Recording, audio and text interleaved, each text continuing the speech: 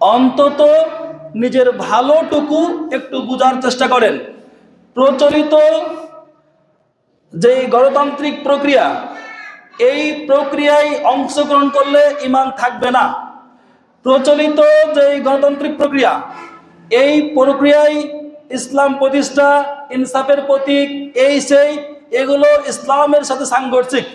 গণতন্ত্র এটা আলাদা প্ল্যাটফর্ম, এটা ইসলামিক প্ল্যাটফর্ম নয়। ইসলামের একটা নির্দিষ্ট প্ল্যাটফর্ম আছে, ইসলামের নির্দিষ্ট গণ্ডি আছে, ইসলামের নির্দিষ্ট সীমারেখা আছে। এই ইসলামের নির্দিষ্ট সীমারেখার সাথে আব্রাহাম লিঙ্কনের তৈরি গণতান্ত্রিক যেই কুফরি মতবাদ, এর সাথে ইসলামের ন্যূনতম কোনো সম্পর্ক নেই, বরং এটা পুরোপুরি সাংঘর্ষিক। একজন ভাই প্রশ্ন করেছিলেন যে ফজরে এবং এশারের সালাতে অনেকেই শামিল হয় না, এই ব্যাপারে কোরআন এবং সহিহ হাদিসে স্পষ্ট কোনো বক্তব্য আছে কিনা। তো আমি শুধু একটা হাদিস বলবো। আলহামদুলিল্লাহ আমাদের মধ্যে অনেক ভাই আছেন পাঁচ ওয়াক্ত সালাত আদায় করেন, ভালো মানের মুসাল্লি, হয়তো যে কোনো কারণে বা অলসতার কারণে বা ইচ্ছাকৃতভাবে ফজর এবং এশার সালাতে উপস্থিত হন না। আমি শুধু একটা হাদিস বলি, আপনারা খেয়াল করেন।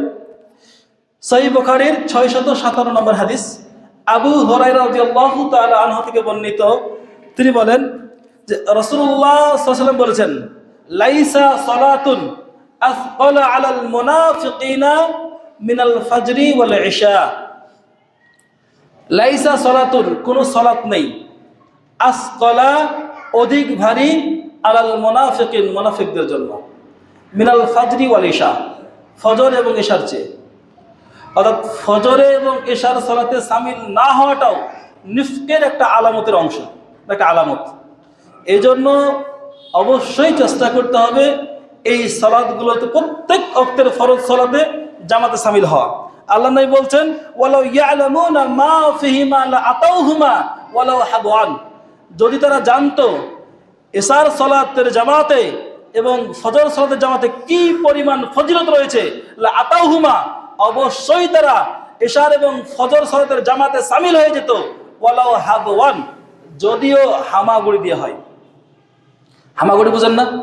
এখন তো মানুষ একটু অসুস্থ হলেই আর আসে না, হামাগুড়ি দিয়ে হলেও তারা এশার ফজর সালাতের জামাতে শামিল হয়ে যেত। আল্লাহ নবী বলছেন, লাকাদ হামামতু আন আমরুল মুআদ্দিনা ফায়ুকিমা। আমার ইচ্ছে হয় আমি মুয়াজ্জিনকে আজান দিয়ে ইকামত দেওয়ার নির্দেশ দিই, সুম্মা আমুরা রাজুলান ইয়াউম্মুন নাস, এরপরে লোকদের মধ্যে একজনকে বলি যে লোকদের ইমামতি করো, সুম্মা আখুযু সুওয়ালাম মিন নার, এরপরে আমি একটা আগুনের মশাল নিই, ফাউহাররিকা আলা মান লা ইয়াখরুজু ইলা সলাতি বাদ, এরপরে ওই সমস্ত লোকদের ঘরটাকে আগুন দিয়ে জ্বালিয়ে দিই যারা এখনো সালাতের জামাতে শামিল হয় নাই। এরকম অনেক লোক আছে না ভাই? ফজর হয়ে যাচ্ছে, এই দিকে রাত 12টা পর্যন্ত মোবাইল টিপছে অথবা গল্পগুজব করছে, আড্ডাবাজি করছে, ফজরের সালাতের কোনো খবরই নেই, মানে ফজরের সালাত জামাতে শামিল হয় নাই। তো আমি যে বিষয়টা বলছিলাম, আপনাদের প্রতি ভালোবাসার মহব্বত থেকে বলছি, ভাই আমার, এই দুনিয়াতে আমি আপনি কেউ চিরস্থায়ী নই। আমার আপনার পাপের ভার কেউ বহন করবে না, আমার কৃতকর্মের হিসেব আমাকে দিতে হবে। অতএব অন্তত নিজের ভালোটুকু বোঝার একটু চেষ্টা করেন, অন্তত নিজের ভালোটুকু একটু বোঝার চেষ্টা করেন।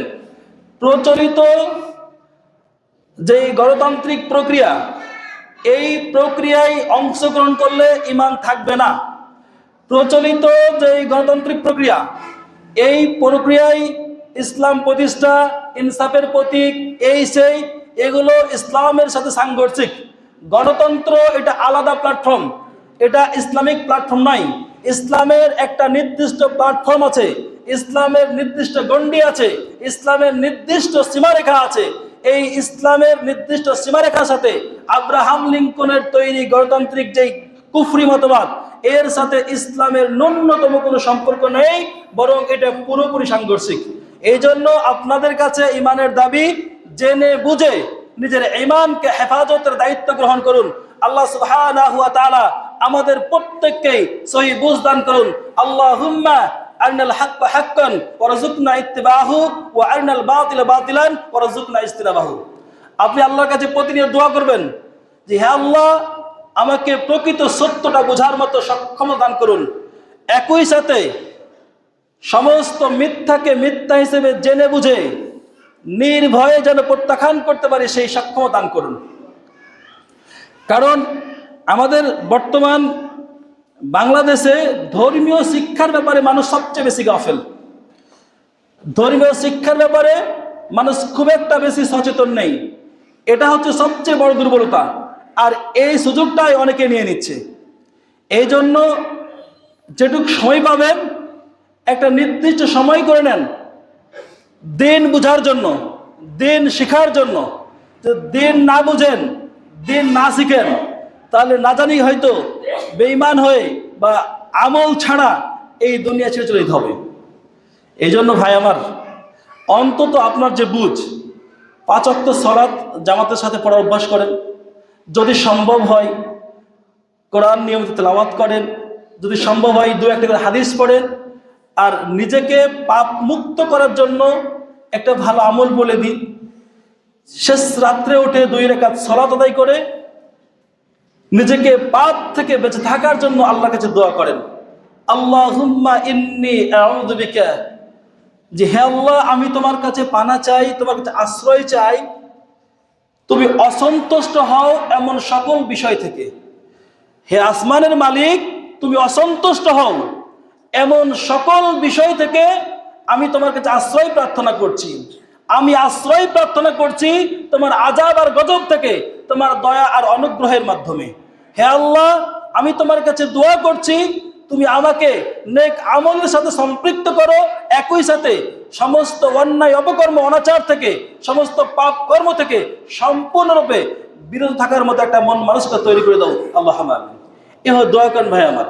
কারণ কবুলিয়াত ছাড়া রিটার্ন করা, ব্যাক করা সম্ভব নয়। আল্লাহ যদি আপনাকে কবুল না করে তাহলে আপনি ব্যাক করতে পারবেন না। এই জন্য আপনি আল্লাহর কাছে দোয়া করেন, আল্লাহ সুবহানাহু ওয়া তাআলা যেন আপনাকে তাওহীদবাদীদের কাতারে, মুমিনদের কাতারে, আল্লাহ যাদেরকে পছন্দ করেন, আপনি দোয়া করেন না প্রতিদিন সূরা ফাতিহা তেলাওয়াত করছেন যে আল্লাহ, তাদের পথ দেন না যাদের প্রতি আপনি রাগান্বিত, তাদের পথ দেন যাদের প্রতি আপনি সন্তুষ্ট। তো আমরা এই দোয়াটাই করব, হে আল্লাহ, আমাদেরকে সেই পথে শামিল করে নেন যাদের প্রতি আপনি নিয়ামত দান করেছেন, অনুগ্রহ করেছেন, যাদের প্রতি আপনি সন্তুষ্ট, যাদেরকে ভালোবাসেন। আমরা দোয়া করি আল্লাহ সুবহানাহু ওয়া তাআলা আমাদের প্রত্যেককে যেন তার সন্তুষ্ট অর্জন করার মতো সক্ষমতা দান করেন। আল্লাহুম্মা আমিন। আমরা দোয়া করি আল্লাহ সুবহানাহু ওয়া তাআলা যেন আমাদেরকে তাওহীদের উপরে স্থির অবিচল থাকার জন্য কবুল করেন। আল্লাহুম্মা আমিন। আমরা দোয়া করি আল্লাহ সুবহানাহু ওয়া তাআলা শিরক ও কুফর, সমস্ত মিথ্যা নিফাক থেকে আমাদেরকে সম্পূর্ণরূপে পবিত্র রাখেন। আল্লাহুম্মা আমিন।